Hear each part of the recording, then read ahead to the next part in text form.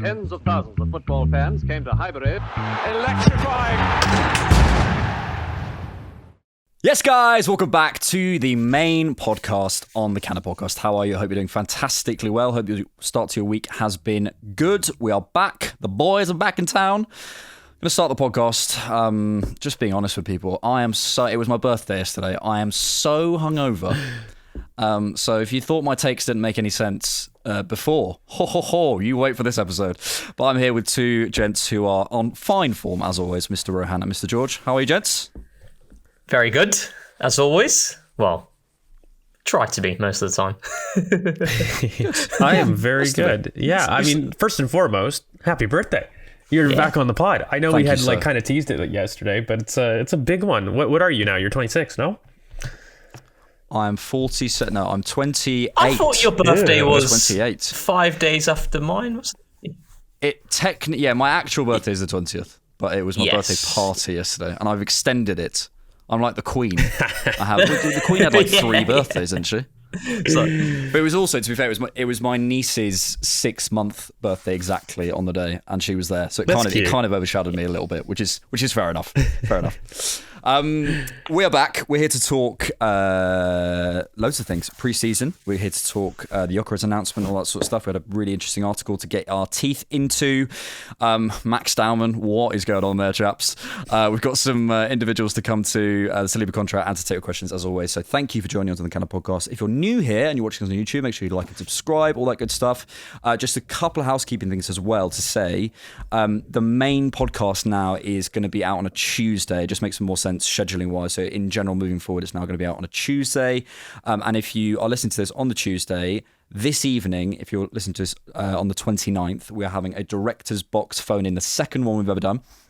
Where you get to actually get on stream with us and chat to us. We take your questions, we get to know you guys. So if you want to sign up as a director, you can do so in the description. Please, we love you. Thank you so much. Let's get into it. We're back. I don't think we'd actually recorded as a 3 since Arsenal have started pre-season. So it's really exciting to be chatting football again. I don't know about you boys, but I get so. I think we spoke about this on TCB Live at home. I get so bored of just transfer talk constantly. So it's actually talking about football again. It's so exciting. Just in general, how are you feeling about pre-season? Optimistic? I'm always optimistic at this time of year, Rohan. I feel like this time of year you can't get me off we're going to win everything.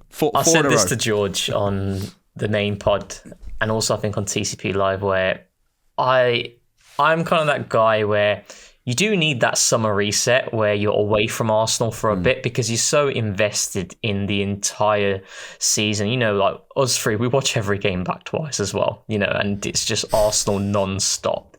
And that break is good. But for me, like, I need Arsenal back after like 3-4 weeks max. I'm like, okay, I need to see them again. And the transfer season, it's exciting. It's nice, especially when there's the announcements and you know you're going to get a certain player over the line.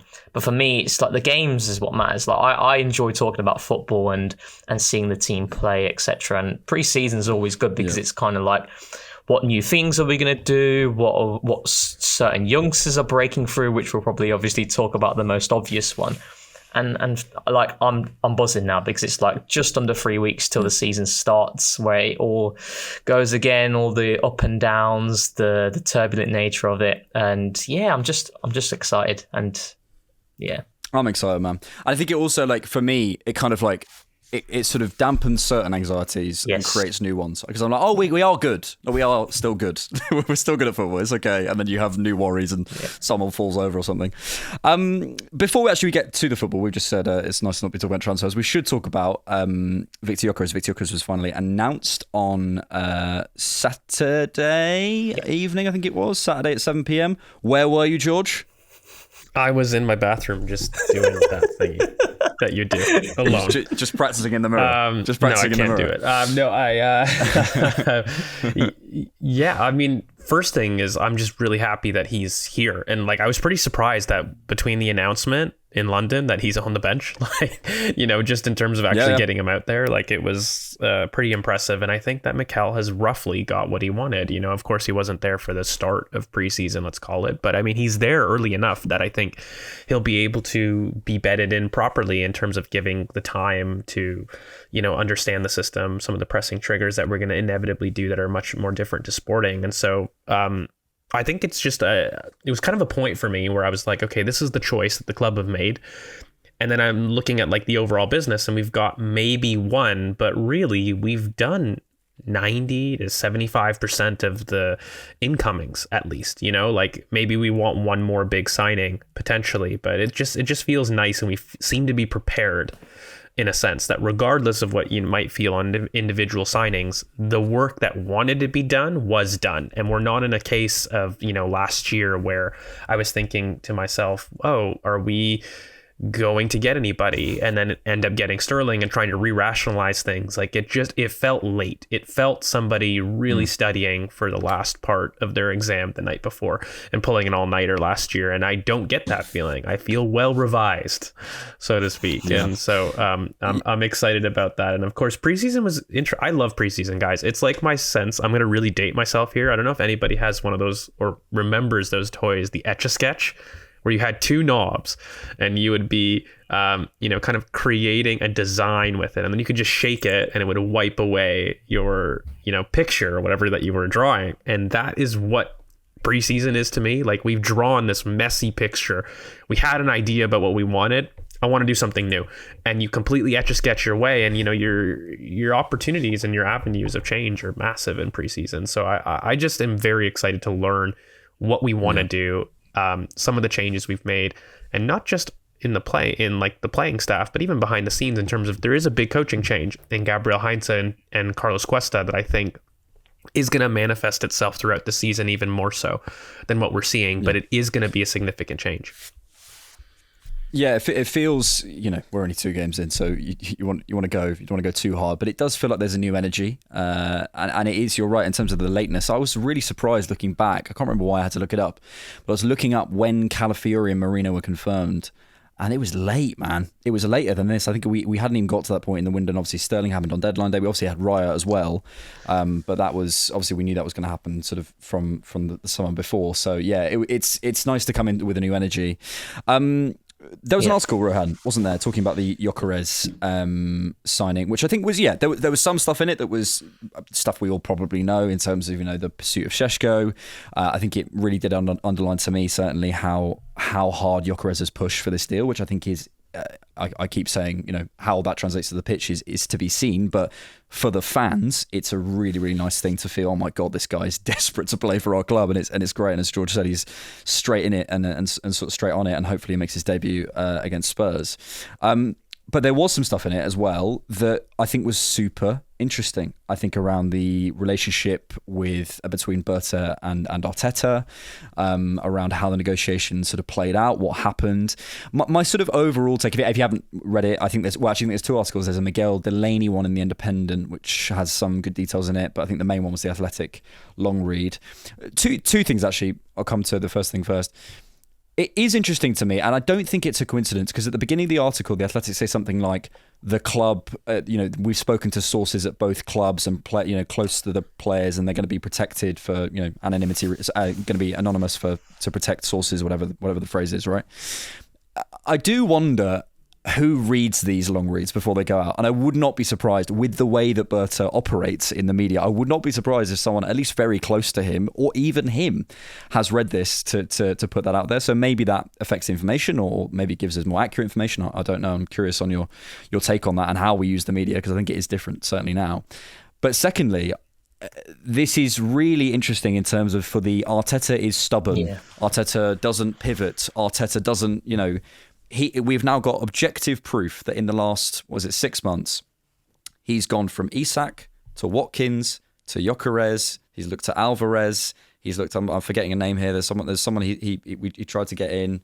Šeško, of course. There feels to me, first, on the Arteta point, that there is a lot of movement there, which is nice. It's nice to have that confirmed. But that he has, finally, Roham, a proper, I don't want to use the word adversary, but someone who can match him. someone who can say, this is the way I view football, and I have the authority in the room. I'm someone who can challenge you. I'm someone who can say, actually, the whole recruitment team's telling me something, and I'm going to do this. It's a big statement from Berta, and I think it's really healthy, in my opinion, to have someone in the Miguel Delaney article. It said something about him being a bit more of an old school style of sporting director, a little bit more eye testy, a little bit more less data-y. And I think that can only be a good thing. But yeah, reflections on those two things. I realised that was it's very interesting. I think firstly, in terms of what comes out there to the mainstream for everyone to read, I'm pretty sure it would have been proofread by people, whether it's Berta or not, but someone close to him before it's gone out, because I think it's very important. I think a lot of people will be reading these pieces and they'll be looking at it as a key reference point to the future of what happens. If Gyokeres doesn't do well, if Gyokeres does well, what are the implications of that article and who you kind of project your blame towards, etc. But I think, but I think for me and for people who have not been able to read it, I think there's so much interesting stuff to this, because it kind of all starts with Edu and a lot of the hard yards that they did with the Sesko deal for more than a year now. And then I think there was the reference to Jason Nater going over to Germany as well to build more stronger relationships. And I think it was Sesko's agent who was there for the Newcastle game at the Emirates, in which we won 1-0.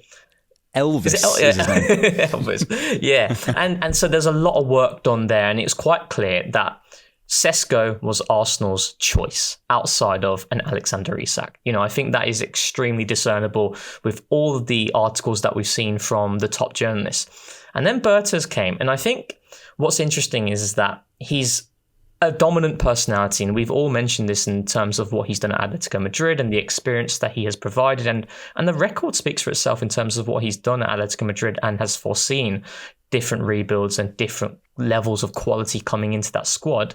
And there's a lot of success there, and he's clearly been someone who has learned from his mistakes, and he brings that level of experience. And this is where I think we've all pushed back this idea that Mikel is not someone for change. He has always been someone for change. You can certainly question specific changes, but I think this idea that he's an incredibly stubborn person and will only think one way is not true, and this kind of provides that point. But going back to the article, and it felt like, so a year ago, the Arsenal recruitment team, the analysts there, looked at Gyokeres as this tier 2 type player and someone who they didn't think could be that guy for Arsenal. And now Berta's came in and he's pushed Gyokeres' name out there. And there's been a reevaluation, I think, correct me if I'm wrong. It's kind of like they looked at Sesko and Gyokeres again, and they felt right now the two are very similar. But Sesko possesses the upside, and that's what really attracted Arsenal, and that's why I think Mikel was very incessant on that. But then it came to a situation where Leipzig, the agent, it became more of a difficult relationship. I don't know if that's directly due to Berta or not, but I think that they were weighing up their options and looking at the market and seeing what money they could attract for a Sesko. And I think Hand of Arsenal also stated that they were being very stubborn on their initial valuation, I think, of 90 odd million euros. And then you look at the Gyokeres deal and you look at Gyokeres as someone who's really pushing for this move. And I think that's where a lot of Arsenal fans are relating to. It's very admirable.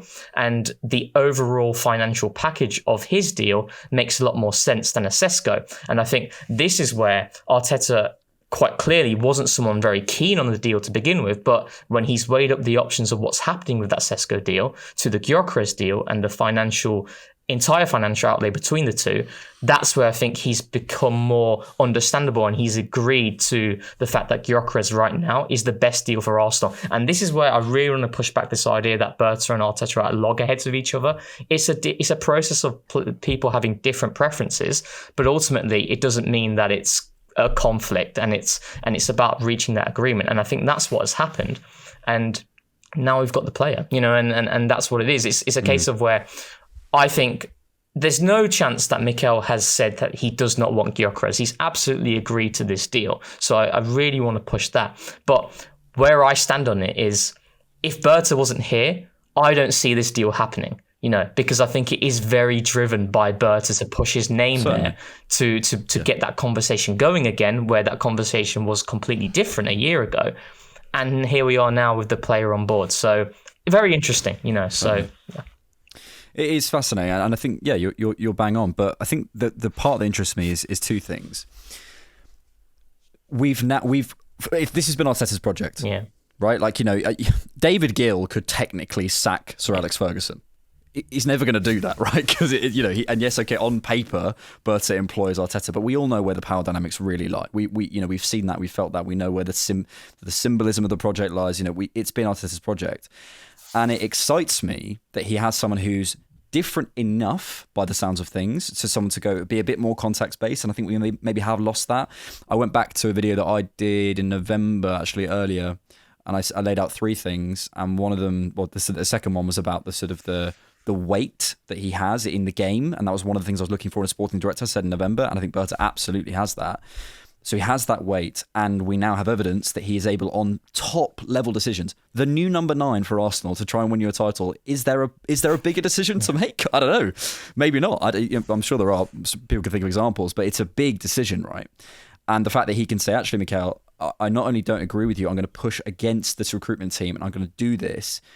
It's a strong character, and the fact that Arteta's gone, actually, when you lay out the deal to me, when we lay out the criteria, I think was the way it was saying, it's exciting to me, mate, that you've got 2 operators who are different but can work together, and that's the crucial part. And I think so much about challenge, George. Like, you need to feel to be able to challenge someone. You have to feel there has to be a natural chemistry. You can rationalize it as, well, they're more intelligent or whatever. You need to feel you can challenge someone. It's just one of those things, and I love that they have that sort of natural chemistry. Talk to me about sort of this and how you see it, because I love the idea of whether we're going back to the it's early doors. It's one decision. I don't want to go too hard on it, but David Dean, Wenger, whether we're going back to sort of old partnerships of old. I like this idea, and I want people to go and look at the Miguel Delaney article as well. I think that was less read than the Athletic one, where it talks about Mikel balking at certain figures in the team because they because they didn't understand the pressing triggers. And I'm sure that's probably something that Miguel Delaney's written and maybe isn't exactly right. But there is this sense that, we've been a slightly risk adverse. Well, on the spreadsheets, it doesn't say this player will be good for us. And Berta's come in and gone, do it. And there is something in that. I do believe there is something called paralysis by analysis. I do believe in that. So I like this sort of readdressing thing that we've done here, at least on the surface. That's been my phrase of Arsenal for a while right now. And this idea of being decisive is something that I think we've needed for quite a while. And as a whole, I look at a process, and if you're going to say the project or a organization rests on the laurels of one person, then I think that process is ultimately not a very good one, personally, because for as much as you could be a genius, you're going to have your bad days, you're going to have your mistakes, and you need to have a team to succeed, in the very same way that, for me, I ultimately believe this to be a team sport. It's just how I view partnerships, relationships, and life. I think that not one person is all knowing, except for if you want to believe in that potentially, and there is that kind of interplay between sporting director and Mikel, but not even just sporting director, guys, but someone that he respected on the coaching staff that can give him a different idea. I mean, here, look, the most famous example of these things working well is Michael Edwards, and the idea that Klopp, forever brilliant he is as a manager,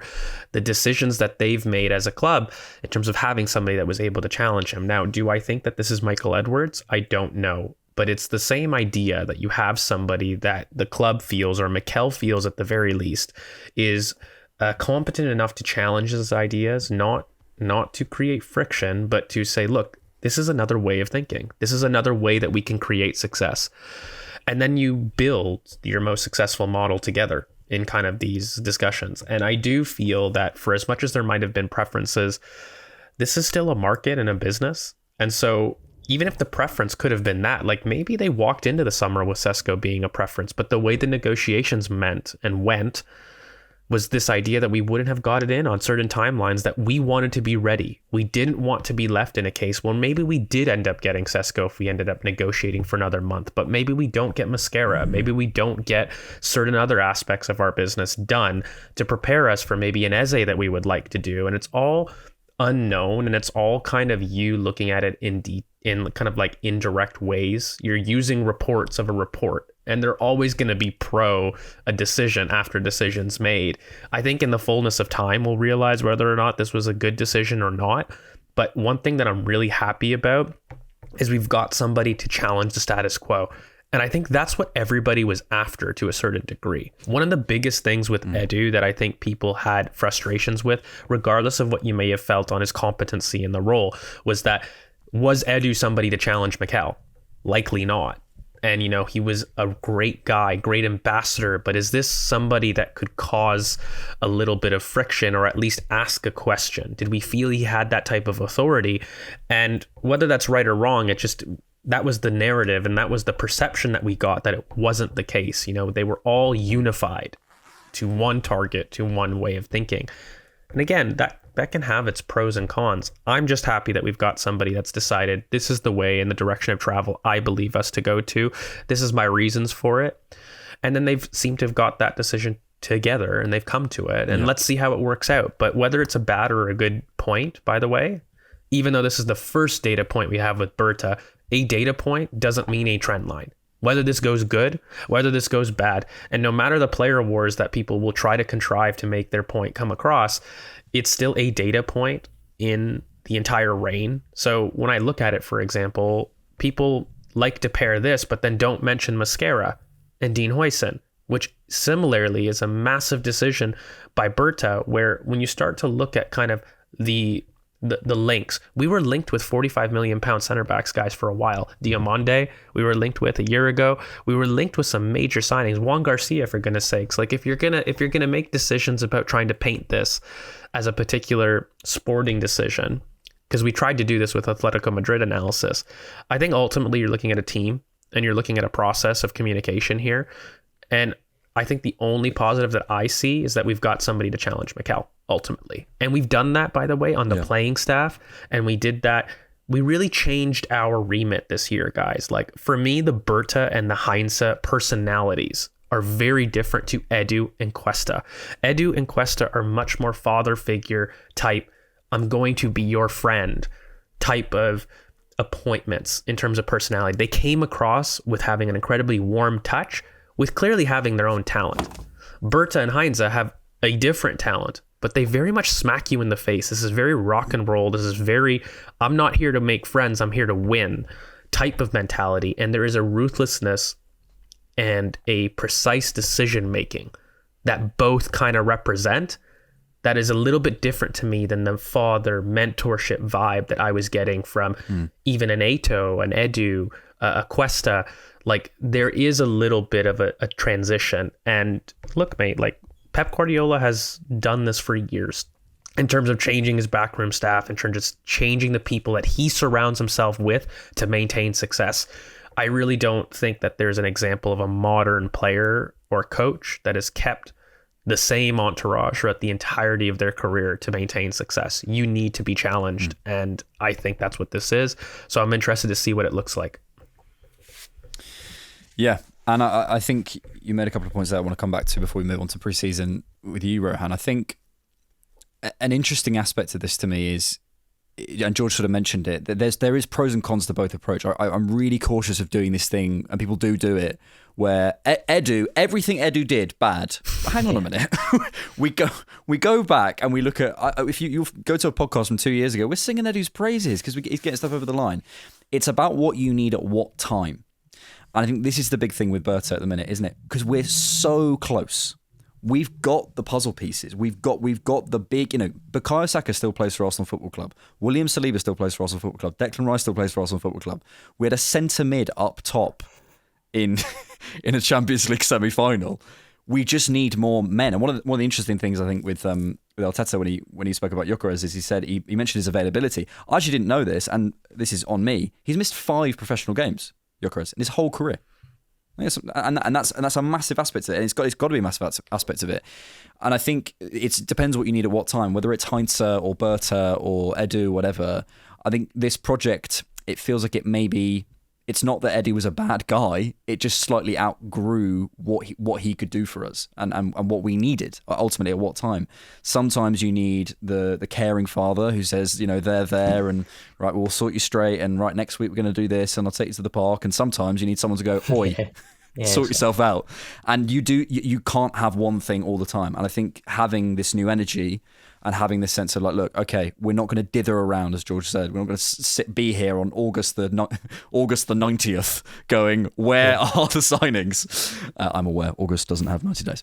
But yeah, I like this idea of what we need. At what time, I think the key here is the fact that Mikel has been quite explicit in terms of wanting certain things done before preseason really kicks off. The striker pursuit, he has mentioned many times that he needs to get them in so that he can allow them to adapt, gel, and understand the systematic demands that are there. And that's what Berta has done. The big thing that Berta for me that he's done really well is the volume of work that Arsenal have done. And that is going to enable a lot of these players who've already started playing, which we'll probably talk about. Yeah, I think Mikel, the thing with Berta is, and the big positive that he's provided so far is the fact that the volume of work that Arsenal have done has been fantastic. When you talk about the holes that we needed to fill, and Mikel's been very explicit in terms of the striker pursuit, in terms of when he has wanted this deal to get done. And that's where Berta has come in, and he's fast-tracked a lot of these deals.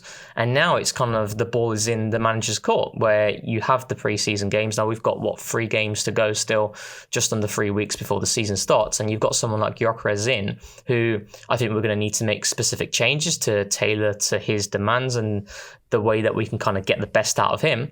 And Berta has given Arteta the opportunity to do that now on top of the other deals and the other players, which we'll obviously get into, the preseason they've started to have, which is a massive positive. And I think that different way of thinking, that guy there who has just been in the game for a long time, and it makes a difference. I've always felt like when you have inexperience coupled with inexperience in the context of Mikel and Edu, I feel like that's you're losing a big amount of knowledge there that you just don't have at the moment. And that's someone like Berta coming in who has that knowledge. It's a different way of thinking. He's going to have different preferences as well, which is natural in any relationship between your director and you as a coach.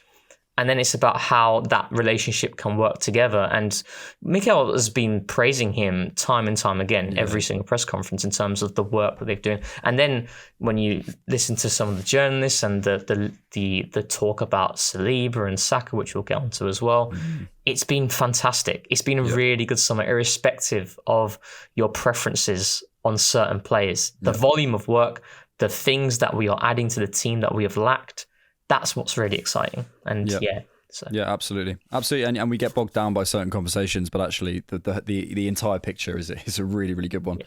So yeah, it's exciting. Let's talk footy. 2 games, 2 wins. Are we going unbeaten? Listen, I didn't say it. Of course, we've had 2 games. We've had the Milan game, the 1-0 with the Saka goal, and then the 3-2 against Newcastle. In terms of, let's do it. I'm going to do this. We'll do an individual, then we'll talk sort of more the tweaks and stuff that we've seen, maybe the more sort of collective stuff, and then let's go back and do another individual. And I want to start with Maximilian Dowman, who is 15. Sometimes you sort of stop yourself saying these big phrases because you're like, I must be wrong. I can't remember thinking a 15-year-old is as good as him since Lamine Yamal. I think Lamine is probably, and the problem is that obviously they're slightly different positions, and Lamine maybe had more output, but in terms of the quality, I mean, like just in terms of the profile, George, he can carry, he can shoot, he can shrug off contact, he makes the right decisions, his touch is excellent, he can drive, he can pass, like he could play anywhere. And I don't know if we've mentioned this. He's 15. It's absolutely madness. He's in year 10. When he started COVID, he was in year 5. When we had COVID, he was in year 5. That's something I saw today, which I thought was mad. Where do we see him this season? I put something out earlier, and I got slated for it. I still don't understand why. Sometimes this happens. You're like, I really don't understand that. And I'm not trying to be facetious. I don't understand why. I said we have a lot of players now who are lefty kind of interiors, and I'm really curious to see how it plays out. Somehow that's a controversial opinion. But I'm looking at Dowman, and I'm looking at Waneri, I'm looking at Saka, you could even say Madueke if you wanted to play him on that side. I'm looking at Odegaard. How much involvement do you see Dowman having this season, and how good is he? I guess is the question. I had this conversation with Forder, and I want to have the conversation with like other older fans in general, because I'm trying to temper my own ideas of integration and what that means, what that looks like, and what I've experienced as like, you know, a fan of myself. And, you know, of course, I wasn't old enough to just say that I experienced Tony Adams in the academy, who then integrated into, you know, into the first team. I mean, people want to like talk about that, and I'm just sitting there. I don't know how you can say how you felt when you didn't experience that, unless you were a fan of that back when it happened. And it's just not normal for a 15-year-old to do what he's doing, guys.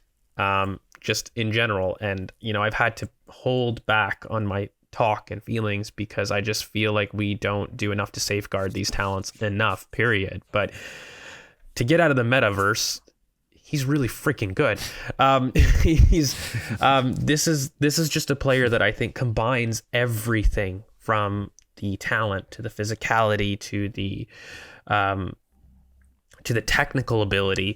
And, you know, the run that we saw there, like, it had everything, guys. It had everything. It had everything from the perspective of being able to deal with contact against a team that we historically view as one of the most physical in the league. This came against the same types of players. He's controlling his area and his zone brilliantly, and he does this constantly, by the way, in the youth games, but we see it there in the run, turn, and then the awareness to drive and to penetrate is a positivity that we just lack, by the way. And I must say, he broke open the game, guys, against a team that we've historically struggled with. Regardless of what you want to say about any type of caveats, in the last 2 years, we've struggled with Newcastle as a team and Eddie Howe in general, and this kid walked on the pitch and single-handedly provided a solution. That's what he did in that moment. Now, yes, it's preseason. We can do all the caveats that you want, but to me, the maturity to do what he does in order to wait for the contact in the box to then go down after the dribble, and the awareness that he shows, not just in terms of his own play, but the play around him, is a type of quality that when you combine with the physical ability to show his talent at such a young age, you start saying, well, the sky's the limit. And I mean, it does absolutely change transfer plans, in my opinion, when you get somebody like this. And it's not just off this preseason. I think that this was Arsenal holding back the talent for quite a while, guys. Like, the amount of times that we've actually seen Marley Salmon in the U21 is actually technically more than Max Dowman. And I think that was on purpose. There is a way of, I think, Arsenal trying to keep this talent grounded in the best way that they can. But for me, this is in the Fabregas, in the Yamal mold. We're looking at a talent that is going to walk in and impact the first team. I think that how much he can is going to be on him, but I don't look at a player, by the way, that this was just a preseason taster. I look at this as somebody saying, I'm going to arrive. And we did say on the pod, I do feel Max Dowman was going to do this. His play is going to ask questions of us, and it's because he has a different level of physical ability in the mold of Miles Lewis-Skelly. Like, in that mold, this is a talent that already is physically up there, and is able to showcase and dominate his area. So his transition to adult football is immediately going to be great. Then you look at the acceleration, what he can do kind of on the wings in terms of creating that separation. You're now looking at a player that can be flexible to the wing, to the inside, to multiple different areas of the pitch, which not only helps his integration, but it helps him establish himself in the first team. So where is this talent? I don't know. He's one of my favorite talents that I've seen, if not my favorite talent that I've seen come through Hale End in terms of just pure talent wise.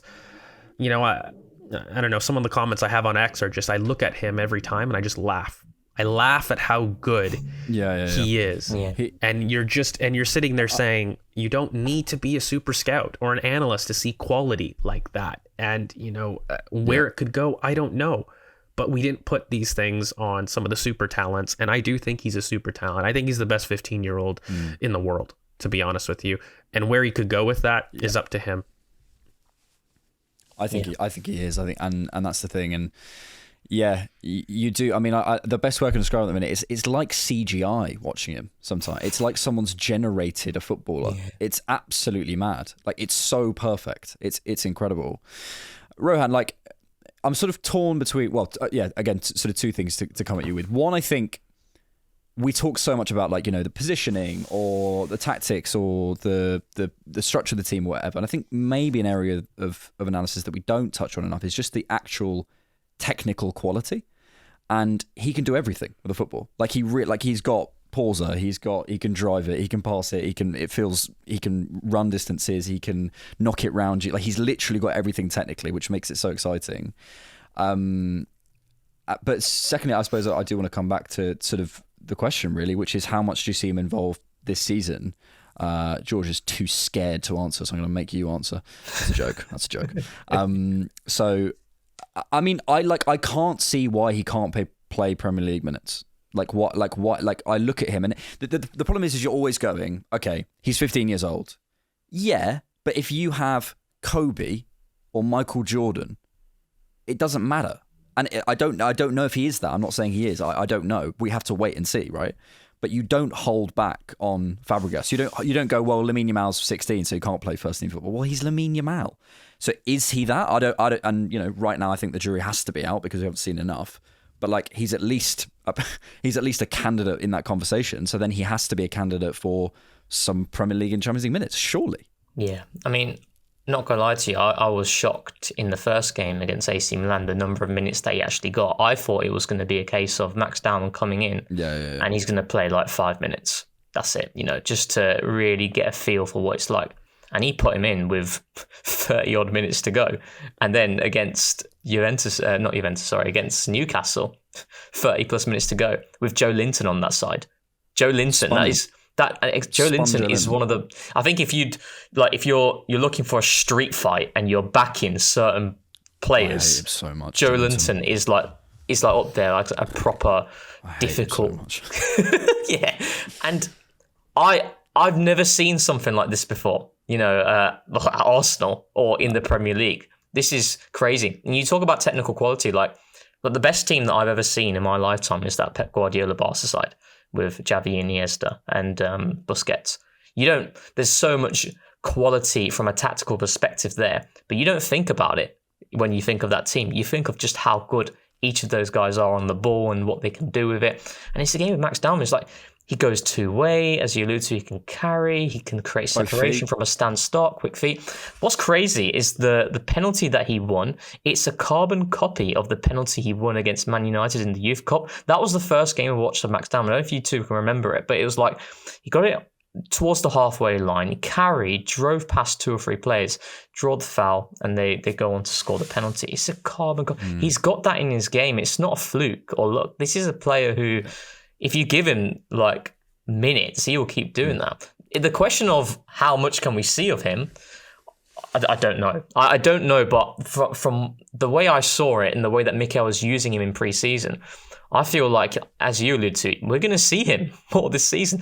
And I don't know how I feel about that, though, you know, because it is a 15-year-old, isn't it? But it's like, I don't know. I don't know how I feel about it, but it's like the quality is crazy. So ultimately, you'll know how you feel about it when you look back. Yeah. And this is the thing, it's like, you know, if someone said to you, oh, we should hold back 16-year-old Messi, and again, I'm not comparing to, let's use Fabregas as a better example. 16-year-old Fabregas, well, why? Because you see the career he has, so you go, okay, well, there's no need to. You don't know currently, I guess is the question. So you're both too scared to answer. He's playing Premier League minutes for me. How many minutes do you reckon, like, if I put you in the spot? No, but I think I've said it before. I said he'll have an Ethan type style, so I think he'll have about 500 Premier League minutes. I don't shy away from that. I think he'll have minutes like that. But the problem for me is going to be a little bit more along the line of how do you fit him and Ethan, and you're going to have conversations, which is why for me is it's going to be a battle between those two for the other minute. And then I'm asking you, how comfortable do you feel with Martin Odegaard changing role ultimately? Because my question is going to be thrown back at you guys. He's going to start giving us things that Martin Odegaard doesn't give us. Like, that's not the first time that I've seen him do that. And if he's doing that on a regular basis, we're going to start to ask ourselves, how do we redefine Arsenal? And I think from us, the attacking midfielder list that we've gotten, and I've said this before on the pod, is really developing nicely. It's become a very different type, and we have a lot of different types of attacking midfielders. But we're going to have to start asking ourselves questions about We just spent the first 20 minutes talking about kind of the press and the impacts of that. But then how does that translate to what we do in possession and the tweaks we may want to be there? And who do we define ourselves as? Like, all those are going to become questions for me. The more you give minutes to both Ethan and Max, by the way. And that's going to be the biggest story of this season, and going to be the biggest question as to whether we feel that Mikel is more flexible than rigid. Like, I think that and right back are going to be big questions. And the only thing is, you want to make sure that these talents are protected, right? I mean, here at Arsenal, I do want to make this point. He can be whatever he wants to be, but we've also, at Arsenal, historically had supremely talented players that have gone and gotten injured and have had their careers ruined. We at Arsenal know this quite intimately, more than most clubs, in my opinion. I don't think that's a given with Max, but naturally, when you have a talent that takes people on, that carries that kind of gravity, they invite challenge. And he is 15, he is still growing. So there is going to be a little bit of this moral debate within the club that's going to be, I want to give you everything you deserve, but at the same time, I need to make sure that I'm, protecting you the best way that I can, and to limiting the risk that I don't have to take. And I don't know what that play is going to be like this season. I think he'll have Ethan-style minutes and integration, but that also depends on the player, because there was a period when Ethan was one of our biggest attacking sparks last season, and he was overplayed, and it got to the point in which he did feel an injury. And, that's going to be a play, in my opinion, between the medical staff and Max. But yeah, make no mistake about it. He's here to play Premier League minutes next season, in my opinion. I think so. That's crazy as well when you think about it. It's crazy, but he's good enough, and that's the thing, isn't it? It's like, and some people won't like the name of Martin Odegaard being brought up, but it's not about Martin Odegaard. It's about this. You have 3, I would argue 4 players in the team who all need minutes, who their best position is that inside right channel off and using their left foot. 4 doesn't go into 1, so it's literally it's just a case of maths, isn't it? So what do we want? What qualities do we want there? How do we want to be defined? As George was kind of saying, it's going to be a fascinating thing to track over the next 12, 18 months, 2 years. Let's see what happens. Let's move to more structural stuff. Rohan, you think everyone's freaking out? Nothing's changed, don't you? It's interesting. I think it's more of a player thing than an actual structural thing as of this moment of time. But I think I've seen something with regards to Ethan Nwaneri that I did want to talk about, and how what's become quite prevalent, and I think we all know now, is he is the understudy to Martin Odegaard as of today. And last season, when you look at his minutes, they were predominantly on the right wing. It's a different role in terms of the demands in the high press. And I think what has happened so far in the first 2 games of pre-season is that Mikel is trying to get Ethan to understand those demands. And there are 2 specific things that you need to do as a right central midfielder in the press. I'll try and make it as clear as possible for the common man to know what I'm talking about here. So the first one is the classic where, the opposition are building out. You force them towards their left centre-back and the right centre-mid jumps. He jumps to the left centre-back and he initiates the pressure.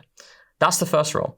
The second one, which is a different type of press, is the right centre midfielder stays on one of the midfield pivot players. And in that case, it will be the left central midfielder, right? So those are the 2 big roles that the right centre mid has in the press. So against AC Milan, they set up in this nominal 3-4-3 shape.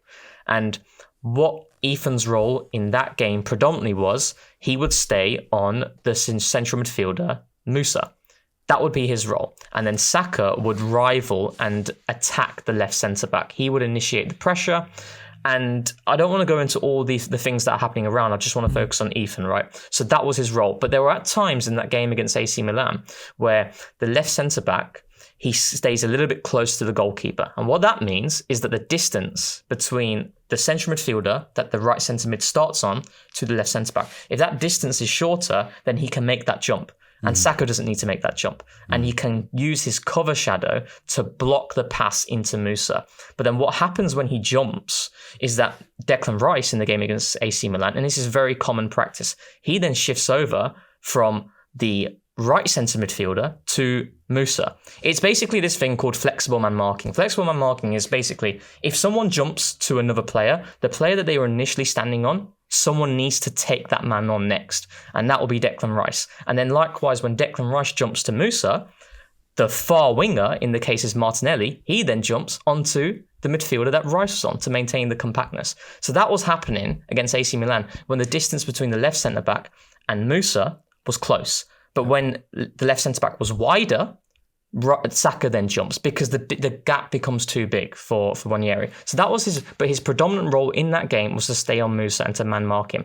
Now against Newcastle, it changed. It was the other role that Ethan was given predominantly. And it wasn't even predominantly, it was every single time. So he would do the classic Martin Odegaard jump to the left centre-back. But then he would try and mark Tonali with his shadow. Now, Newcastle, in the game against I was at the Emirates, right? We did the same thing to begin with the first 30 minutes, but Newcastle were very smart. What they did was with their midfielders is that they would rotate, they would occupy different heights, they would move higher up, and it means that it becomes a lot more difficult for you as that right central midfielder to press the left centre back, but then also to cover the passing behind you. Yeah. And also, the left central midfielder for us, Declan Rice, the gap becomes too big for even him to cover, and they were playing through us quite easily.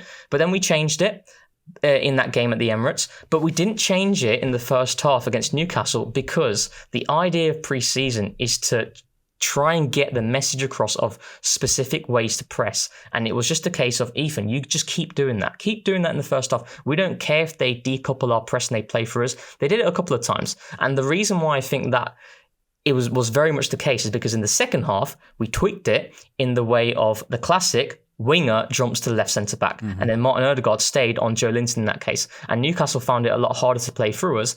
And again, at the Emirates as well, post 30 minutes, we pressed that way and Newcastle found it difficult to play through us. So what I'm saying here basically is in the first two games, we've seen Ethan Ranieri effectively Arteta try and get this into him in games of no jeopardy whatsoever because this is the role that he's going to play. We know how good he is on the ball, but sorry for anyone who doesn't care about this stuff. Mikel does care about this stuff, and it has a big impact in terms of the way that we play. And I think that's what we've seen with Ethan. It's not something new, but it's something that Ethan is not familiar with, and that's going to be his role. So that's why. Yeah, and I think something that if you were maybe to pick out a weakness in Ethan's game, I do think he can be sluggish a little bit in making those jumps and movements at times, not all the time, just occasionally. I don't see him moving at the same kind of velocity and with the same urgency. In terms of sort of the overall tweaks, I think it's interesting to focus on that, but sort of the sense you get, George, of what's changing. I see over the two games, again, it's so early, I just want to be cautious of going too hard on anything, but I do see a desire to move the ball quicker up the pitch with a Zubamendi to get it quicker through. I still do see a slightly narrower shape, but yeah, I'm curious on your sort of early takes. Yeah, so I think I see some pretty clear tweaks, I would call them. I think structural change is like way too big. There was a lot of things that I think people are repurposing as trying to imagine as new things, but we've kind of been doing them quite a bit for me. But there is definitely, I've said it for a while in these two preseason games, the dial has shifted a little bit from controlled possession to directness, just ever so slightly. And, you know, in terms of how we achieve those things, there's been a couple different running patterns that I've noticed. The classic up, back, and through is something that we didn't really work through. And just to explain that for people that may not know it, you know, it's this idea that the forward pass may go up to somebody a little bit at a different height. Maybe at, you know, the halfway line, they'll have a wall pass back into midfield. And then there's a runner beyond that you pass through the lines. And, you know, you exploit that kind of channel. And it's something that I think that we had been asking for a lot more with Martinelli in general and down that side when you have a look at what type of runner he is. But it's just something that I've noticed both right and left that we've done a lot more of. And is something in my research that I know that Gabriel Heinze is really somebody that's a fan of in general. I've seen also a different intent in the way that we attack spaces down the final third. Namely, when we're talking about the fullback to the winger and those overlaps that we see, the situational overlaps from fullbacks, there's a lot more intensity in the runs both ways. I'm seeing Miles a lot more intent on overlapping wide when the situation calls for it. Even with Ben, he's always been a lot more of a dominant runner. So I thought, okay, we're going to see that from Ben. I get that. But even on the left, I seem to see that happen a lot more. I also feel that there's a huge comfortability in build-up that we've already talked about last season being really creative, but I see a lot more willingness to have some off-the-ball blindside runs in our midfield. That, again, runs from deep is something that I don't think Arsenal did a lot of last year. And it is kind of something that I think a lot of the other teams, in terms of slot specifically, really did well last year, those blindside off-the-ball runs. But again, I don't think this is major structural change. It's more tweaks, and we've heard about Declan Rice taking different heights in different manner. I just think that we're smoother at that exact same thing. And, it has meant in more successful actions in that regard. And so the pivot is exchanging things at different heights a little bit more. Like that, I'm noticing that there's definitely a comfortability for more movement. In terms of, attackers hanging back on the last line, that's a Gabriel Heinze quote that I think people are looking at, trying to say this has changed, but I don't see that as major change. Like, I think we've always kind of done that, but I do feel the up, back and through, the full back to center back channel, the way we have attacked that has had a lot more intensity and a lot more willingness to have like dynamic width on the outside in those moments to really create doubt. I've definitely seen that both sides. And then I think the central passing targets, just in general, guys, like I think we have been more willing to go through teams in general. It hasn't been major, but I think like, if I was to draw, and you can't because it's 2 games, but that percentage point that we talked about last season in which the central passes were like the lowest in the league, but it was only a couple percent. I've noticed like an intent and a willingness to pass through teams a little bit more against Milan and Newcastle. But again, it's a couple percent. Like, we're not talking that this is stuff that the team wasn't doing, but I think there has definitely been emphasis, and they all add up to essentially a team more willing to be more vertical and just slightly change the dial from controlled to a little bit more direct in terms of our approach.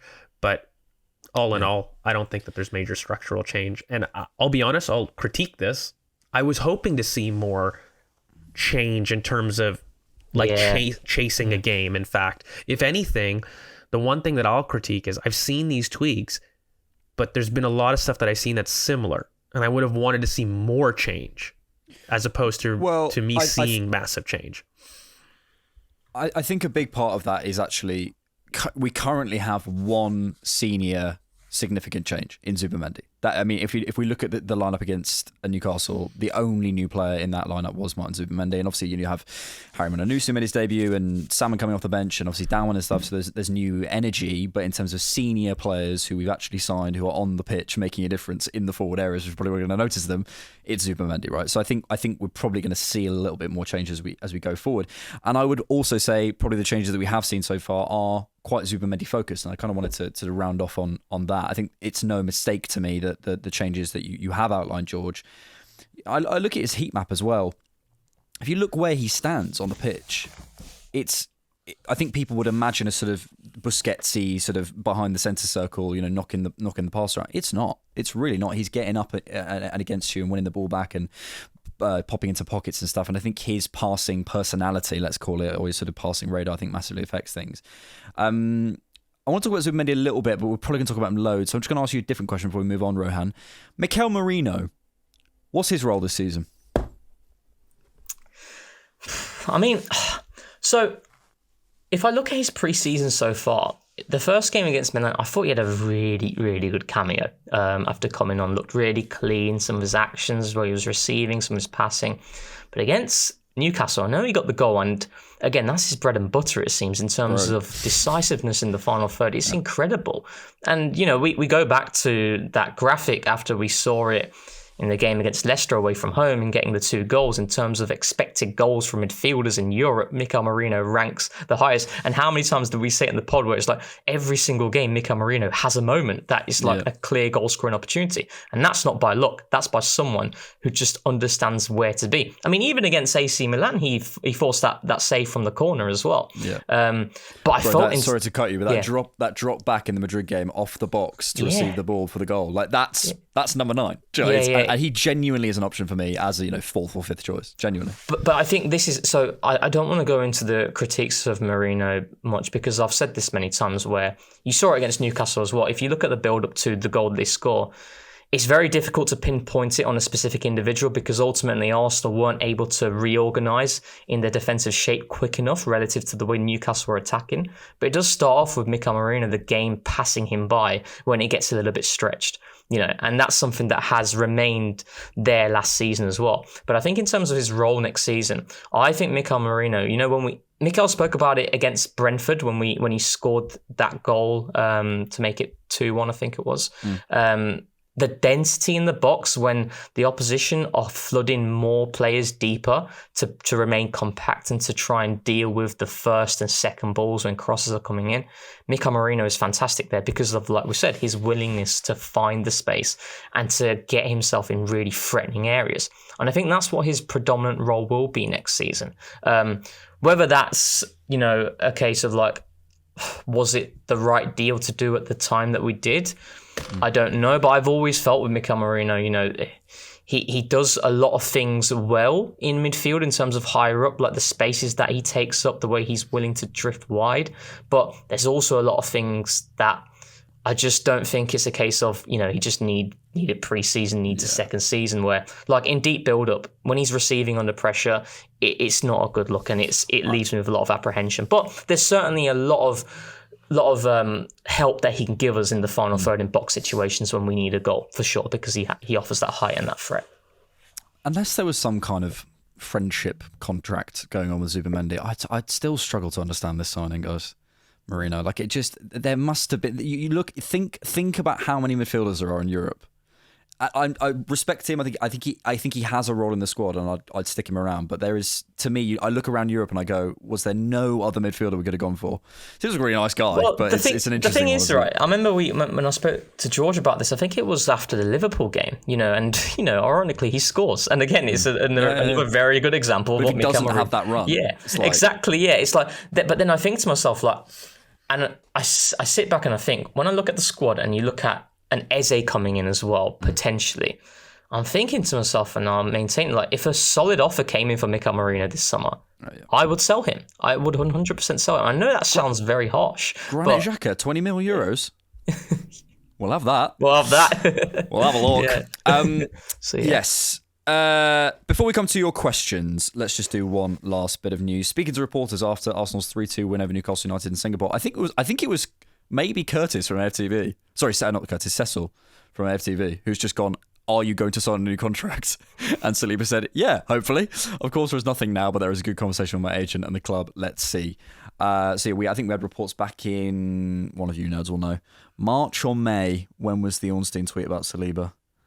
March, I think. Maybe. Anyway, back at the sort of earlier on this season, he was in talks, so we knew that. But it sounds like a little bit of an update. George, I'm going to ask you probably the hardest hitting question I've ever asked anyone on this podcast. Is that a good thing? Yes, as for my Saliba season, I will refrain. I plead the fifth. Do you know what? We ask the tough questions around it. Absolutely. Guys, do you think like we undersell the work that's being done in terms of some of the contracts that we've done? The narrative that I've seen online, and you never go by online narrative, yada, yada, yada, yada. The whole thing is, though, when you have a look at like... with me too long. When you have a squad, though, this is true. They're all pre-prime. These contracts are the most important contracts that you're going to get. The ones that they're going to get in at 26, there's going to be a huge debate. How do they translate physically? The contract that you look at for world-class players, okay? Anytime between 23 to 26, 22 to 27, that contract is what you want to lock in. from a sporting perspective. That is the prime. Okay, that's like getting a car in your 50Ks on it, and you are looking at another car that's maybe got 150 to 200K. You can do, and you can still drive at the 200K, but that there's a limit to how much you can go to.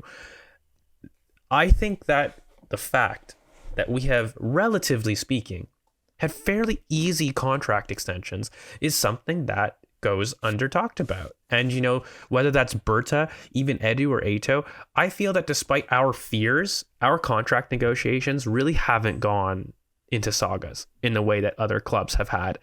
Yeah. And Arsenal have not always done Liverpool. That. Sorry. Sorry, bad. Well, you said it, not me. Bad jest. And I think we take it for granted, guys. I really do. I mean, I love Saliba. I love Arsenal. I think that we're a team that are on the precipice of something very, very special. But this idea that it's a given, and let's make no mistake about it, Madrid have done everything they could in the same way that they did to Trent, and it's successful, and it hasn't been with us, who haven't won a trophy. That's power you can't buy in the quote of a certain Batman character. And you know what? I think that it's just it is kind of amazing to me that we've been able to do this without the actual success. Like that nectar of trophy success is something that I think qualms a lot of problems in any squad. But the fact that we've been able to push through, have people so committed in that sense, and really build that spine to basically commit to us pre-prime, I think is huge. Gabriel, Saliba, Saka, Declan Rice looks at that and goes, pre-prime, they're all committed. Hell yeah, I want another contract extension. The best players in the world have a look at that, and to have your spine locked down for 4 to 5 years, they could screw up in the transfer window and we're going to be successful. It's one of those. And then you start looking at some of the youngsters that are coming through, and you combine this, guys. I just wanted to highlight that, how important and how it's not a given that these guys are having these open public. Yeah, hopefully it's soon. It's gonna be wrapped up soon. I completely agree. Like it's not a given. And I think that people in this day and age, we've seen sagas as close as Liverpool, as close as other clubs, by the way, that haven't been able to keep their talent, let alone Arsenal. Guys, come on. This is Arsenal we're talking about. We're really going to ignore the Van Persie. We're really going to ignore the whole Vieira, the Henry, how we handled that 2006 era. I mean, for me, it wasn't a given that Arsenal, even in their most successful, were always able to have contract extensions. Really wasn't a given. And so for us to see that ease, it's like not just a nice change of pace. I think it deserves a lot more praise than it's gotten. I think so.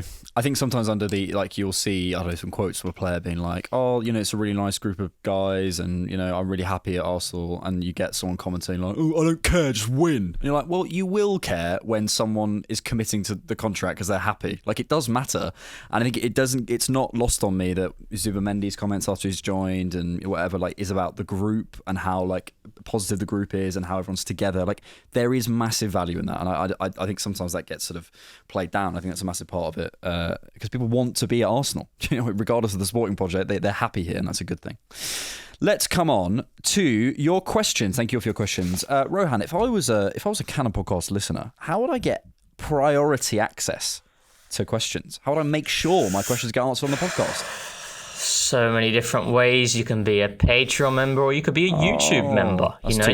You can access the free trial, and you can get access to a whole host of content. You got youth pods, a recent youth pod that George did with Will, which is absolutely fantastic and gives you more of a deep dive on the player that everyone is talking about, Max Dowman. Do you want that expert insight? Well, become a Patreon or YouTube member. Come on, what are you waiting for? What's wrong with you? Good grief. And then you've got ad-free main pods, you've got ad-free TCP Live, you've got the whole bunch. Okay. I think that was my best ever one. That was really good. Yeah. I'm so proud of that one. Very good. Very good. This person has stroked my ego, so I will answer your question. This is a follow-on from Alex's most recent video on TDK. Does the fact that Arsenal seems to be recruiting players that offer both depth across all positions and a diversification of profile in each of the positions change how you evaluate transfers like Gyokeres and Madueke, and how you view the window being a success as a whole. Oh, he's done more listening to me. Harking back to Alex's original Sesko puzzle piece analogy. Does the fact we've started making a different puzzle piece change what piece we should be looking for? Ignoring my egoic attempts, I think it's a really genuinely good question, because I think we were sort of talking about it in the Berta section. I'll come to you, Rohan. We were sort of talking about it in the Berta section. We've signed compliments, and I think in the Miguel Delaney article, he talks about how Arsenal do see Gyokeres as more of a compliment, though I'm not going to say that at the top of a podcast because people will kill me, even though it's just written down in an article. But the interesting part to me is kind of what he's saying. Do we look back on, let's say, 30 appearances between Martinelli and Madueke, depending on different games between the two of them, and say, wow, that signing makes so much more sense because it was clearly for different game states, for different days, for different situations, to complement each other if you can't get what I would call pillars. Pillars are unicorns. You don't find a Saka in the market every day. You don't find a Declan Rice in the market. They come around once every 10 years if you're lucky. So if you don't have a pillar, can you go almost put sort of two £50 million-ish players together and complement each other and say, right, Havertz and Gyokeres or Martinelli and Madueke, whatever it might be. And yeah, as you say, as the question asks, will we look back on the window and go, actually, that makes a bit more sense if that's the case? 100%. I mean, we spoke about it on TCB Live as well, where there's certain positions in which we've established continuity, which is absolutely vital. You think of Kepa to Raya. There's transferable qualities there between the two. There's a clear quality gap, but there's always going to be a quality gap to your second choice usually. But then when you go to Saka, right, and Mikel has clearly looked upon that position and the backup for that role as being someone who can maintain the dynamics of play. If Saka is absent, we don't need to tinker around certain things, which we would need to do with an Ethan, which I've been quite strong on. He's not seen it that way, and I completely understand that. Madueke enables you to maintain certain principles of play with him playing there. But also, I think what I've really liked about this window, and I've mentioned this many times, where it's about adding skills that we don't have enough of. If you look at Arsenal's forward signings so far, and irrespective of whether you agree with them or not, and this is where it comes back to complementing what we already have to the original point, we needed more pace, we needed more runs in behind. Gyokeres and Madueke offer that, hands down. And I don't think anyone can disagree with that. Madueke, in terms of his ability to get in behind, the speed that he does it with is fantastic. Gyokeres, in terms of that left-hand side, that run, what impact does that have on a Martinelli? What impact does that have on a Madueke potentially playing on the left as well? So there's a lot of things that I really like that we've done there. And then it's a case of this third attacker. So how can we complement the two attacking signings that we've done so far? It's become very clear that Arsenal are in pursuit for a third player. Whether you categorize that as a midfielder or an attack or a forward, it doesn't matter, but it's an attacking signing. We've signed two runners. Now we're going for that ball-to-feet, technical specialist, creative type in Eze. The balance in the way that we're doing certain deals makes a lot of sense, doesn't it? And that's the way I look at it, where I think we're getting the profiles completely right here.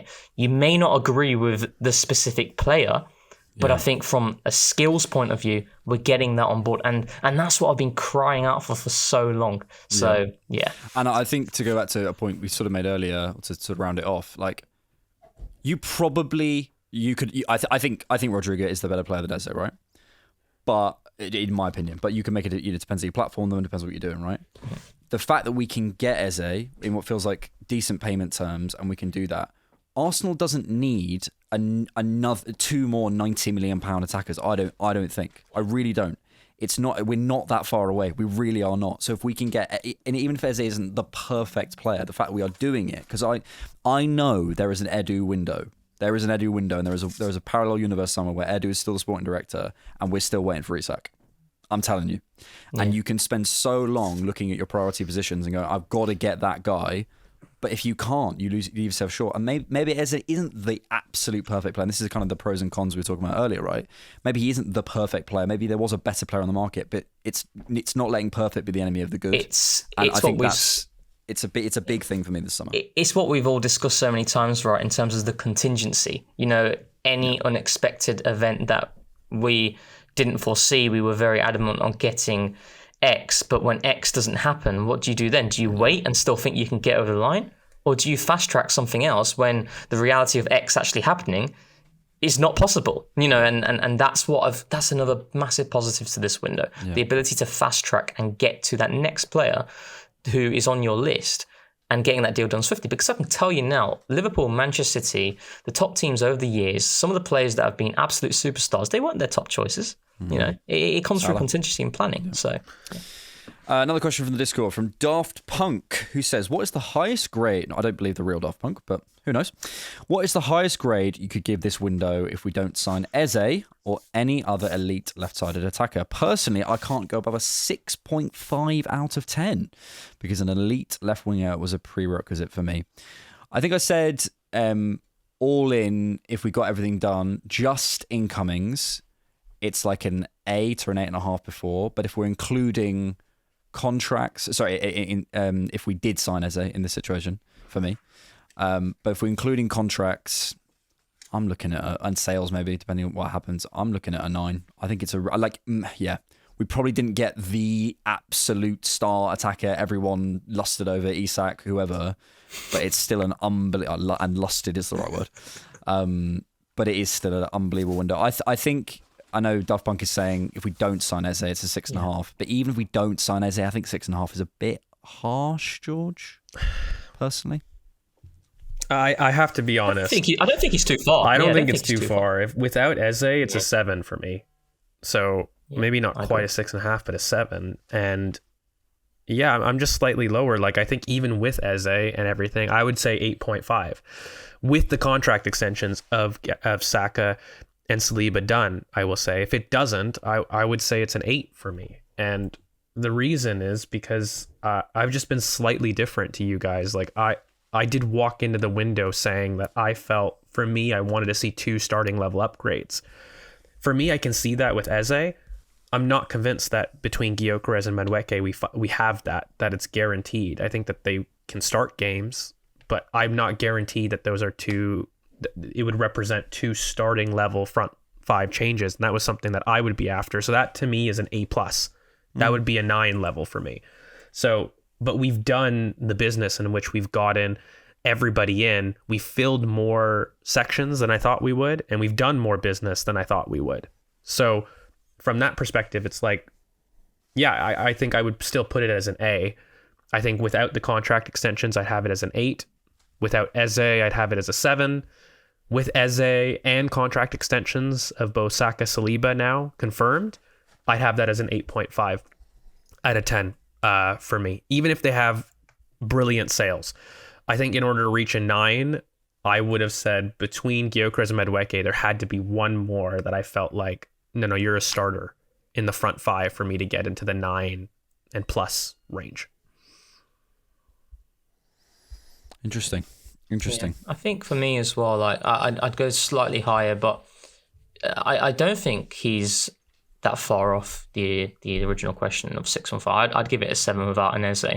I think there's a lot of potential there of Madueke on the left hand side, but right now a lot of it for me is in theory, isn't it? Mm-hmm. A lot of things, when you think about it, it's in theory, and that's why I can never ever be confident on saying something that I've not seen on the pitch over a bigger sample size. You could have said the same about Rafinha as well at that time, and I would have said even then, in theory, it's a risk, so that's why I think the Madueke thing, like as much as I really like the player, it's contingent on an Eze to really make sense for the free attacker pursuit. And then I think, the Saka and Saliba extensions, for me, that would push it to a 9. Like I think Saliba extending on, I don't think Arsenal could do any better business than getting Saliba to a new contract this one, because that is, for me, that's the best centre-back that I've seen at Arsenal, hands down, in terms of a talent perspective.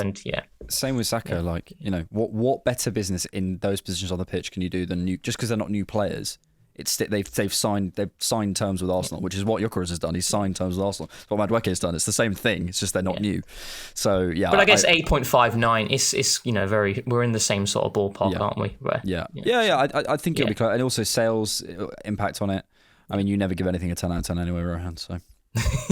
Let's do a couple more questions. One from X, from Jack Dean Reeves, which is a very good question. Speak on something Arteta said last season when we had loads of injuries. He mentioned the quality of training, having to bring youngsters in to fill numbers, etc. As in, I guess, quality of training going down. What kind of impact do you think the recruitment will have on the play this season and the competition in training? I do think that's a point. And again, I go back to what Arteta said in the Gyokeres announcement about it's like the second thing he mentioned is his availability. And I do think availability, you look at the decision on Tomiyasu, you look at maybe the decision on Jorginho. I think the analytics team are going, look at the amount of games, look at the intensity of the minutes, look at the repeat sprints, look at all this stuff. Bro, we need more players, and I won't go back on my 22 players registered. That's your thing. George's is no forward in 2024. Yours is preeminent driver. Mine is 22 players, and yeah, it is madness to me. You can't do that. But yeah, I do think that's a factor. Can you guys remind me, because I don't want this to be wrong, but I swear we had the second smallest squad in the league last season. I think we probably did. So behind Wolves, I think. The thing where people get confused is obviously teams do register. Sure. Like 22 players. But for example, with Liverpool, they had Harvey Elliott, Jarell Quansah, McConnell, loads of those guys who didn't need registering. We only had Miles and Ethan. And sorry, I'm on it. I'm leaving it. But that's kind of what I was going to, guys. We had the second smallest squad in the season last year that we all felt was just incomplete to begin with. And we've gotten rid of players. If you really want to get into it, how many have we actually added? Tommy, we did this on TCP Live as well, didn't we, George? Yes. Yeah. So, like in reality, like we already said, it was incredibly small, but we really haven't added. We've added maybe one player. Tomiyasu wasn't a factor. That's in and out. Gyokeres is probably the only one, but even then, we're looking at getting rid of Gabriel Jesus. That's been a very strong link. I've got the list. Can I let me so Neto for Kepa, Norgard for Partey. Yep. I'm not saying quality wise. I'm just saying numbers. Zubimendi for Jorginho. Yep. Madueke, Sterling. Marquinhos wasn't in for Sterling. For Sterling, yeah. And did I say Tommy for Mosquera? Yep. Yeah. So it's just Gyokeres. That's what I mean. We've added one player really from last season that we all admitted was the second smallest in the league, player wise. So I think Salmon and Dowman will be training with us, but yeah, I'll take your point. But even if they're training, like again, I love them as talents. They're like S-tier talents. They're incredible, no doubt. But yeah, like we're not talking about them pushing us over the edge to now suddenly even be average in terms of like the typical Premier League. And that's why I think, mate, like you mentioned availability, but Mikel also insisted that we're not done. We're looking at the availability of the market. It's because I think that we're still short. He does still see us numbers wise short. And this is maybe something that we're not talking about. For as much as I really want to praise the business, I'm also having a cautionary eye to the amount of players that we've had come in. It's been a big rebuild, guys, in general. I know we don't want to say it necessarily, but that's 6 players in. Another one would be a 7th. That's not small change within a squad. Like that's some pretty big change. And in my opinion, I feel that anytime you cross 5 signings, you're looking at some significant playtime chemistry impacts, right? I expect in the first 4 to 6 months, inevitably, there's going to be some change in terms of how we look at this. And so I'm hoping that we see as much competitiveness and strength from the start, because I feel that's going to be our weakest chemistry-wise. And then later in the season, we're going to start to see a lot of these guys really integrate well. I mean, you don't have to look farther than Mikel Merino, where, of course, he was actually available, which was a start. But still, regardless, to get people and that amount of people in a team clicking through chemistry, it's going to be a factor when you have 7 incomings. Yeah, I think so. I found it very interesting as well when you said we're still short with the deals that we've done. But when you kind of like lay it out with the ins and outs of certain players, I mean, you could argue maybe only really Mosquera and Gyokeres because Tomiyasu wasn't available at all last season, really, wasn't he? And Jesus had that big injury, and he's still saying, we're pretty short numbers. So I wonder what that means for the latter stage of the window. Maybe it's a case of like get the real hard work done early on and then wait and see what's out there in the market later on to see if we can pounce on anything, perhaps. So I think we'll see some big sales. We haven't necessarily spoken about it, but obviously Reece is in talks with Fulham. There's been some rumours about Gabriel Jesus potentially going on loan. Don't quite know how that'll work with his rehab, but if he's going back to Brazil, maybe that makes sense. So yeah, maybe there is more to come, which would take us well into our record over transfer spend. I think we're 10 million euros off currently with all the confirmed signings. Adam White says, final question. Which teams would it be better to start Gyokeres against, and which ones would be better to start Havertz against? Name names. Go on, Rohan. Oh, you and me. Yeah, I find this quite difficult to do in terms of specifics, but I've always felt with Gyokeres. Now, those games against teams who... I want to maintain this stance of every single team doesn't defend immediately from a low block. It just doesn't happen. It's not true. It categorically isn't true, right? But in terms of like the teams who are looking to match you physically in the middle of the park and try and keep their lines a little bit higher, you're looking at your Newcastles, even West Ham's, Aston Villa's, Fulham's. I think Gyokeres, I've always felt with him, is like the runs that you constantly make in behind the back line to force teams back. Against those sorts of teams, I think it will have a much stronger impact because he's incessant on it. And then it's a case of you get into that low block situation and then it's about your final third patterns. It's the access of forcing teams deeper that I feel we struggle against the likes of Newcastle, against the likes of West Ham. You saw it at home as well. It's not a case of Arsenal have this low block problem. I don't believe that's the case. Arsenal have a problem in these physical matchups, accessing the final third with consistency and then pinning teams in deep for prolonged periods. Go and look back at the game against Newcastle at St. James's Park. We could not sustain prolonged levels of pressure at all in that game because we couldn't pin them deeper and they were comfortable keeping their lines a little bit higher.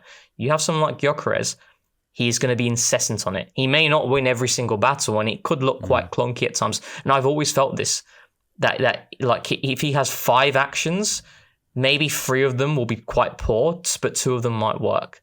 But it's that incessant run that you keep making. It keeps asking that question. I think he would do really well against those types of teams. Yeah, I think maybe final point on this. I think like sort of developing a thing about maybe Arsenal's biggest problem last season, I don't know, it's a theory, is actually changing games, having the ability to like change the momentum of games, change the feeling of games, change the system within games. I think that's been our big issue. I think when you look at the benches in last season, I don't know how you change games with, Kieran Tierney half fit off the bench at left wing or whatever it might be. And I think that's been the big issue. I don't know whether it's good to be like, Gyokeres will start against this team or that team. I mean, you could say more mid-blocky teams, whatever. But I do think having that ability to change games and sort of maybe even strikers go on streaks, right? They have periods where they're in really hot form, play them. If they're in really good form, play them. Like no problem. So I think it's more about, to me, how we shift within games. A really good example of that, just to kind of go on your point, is like against Forest away from home. That first half we had with Calafiori there, like the linchpin, it was fantastic. But we go into the break 0-0. Then we go into the second half and we're thinking, okay, how can we change this game? We bring on Kieran Tierney left wing. What can you do? What can you do against a team that has showed really good resilience in a low block when they are forced to do that? That's where more variety, more skills, more quality will make the difference for sure. It will, and we'll win everything. We're 2 games unbeaten so far, and we're going to go unbeaten for the rest of the entire season and forever. Arsenal never lose a game again. My head is pounding, and I need to sleep. So thank you all for getting through the podcast with me. Thank you, boys, for carrying me. Get on the lemon juice. Mate, I've had like 3 pints of electrolytes and nothing seems to be working. It doesn't seem to counteract the pints from last night. Thank you, boys. Thank you, good sir. Nice one. Thank you all for listening. As we say, there will be a Director's Box episode out for all patrons get to listen to it, but only directors get to join us on the stream. We're taking your questions on there. So if you want to do that, sign up today. We'll be doing them every month, though. And you can also get access to all the stuff that Rohan so beautifully laid out earlier. And as we say, these main podcasts will now be on a Tuesday moving forward. Sorry, but hopefully it gives you a bit of space because everyone releases on Monday. So we're gonna be different and cool in our cool jackets. No one's complimented on it. Okay. Thanks, everyone. Thanks for being here. And thanks, as always, for keeping Arsenal. Tens of thousands of football fans came to Highbury. This was one kind of queue the ladies thoroughly enjoyed. Electrifying. Electrifying. Inspiration.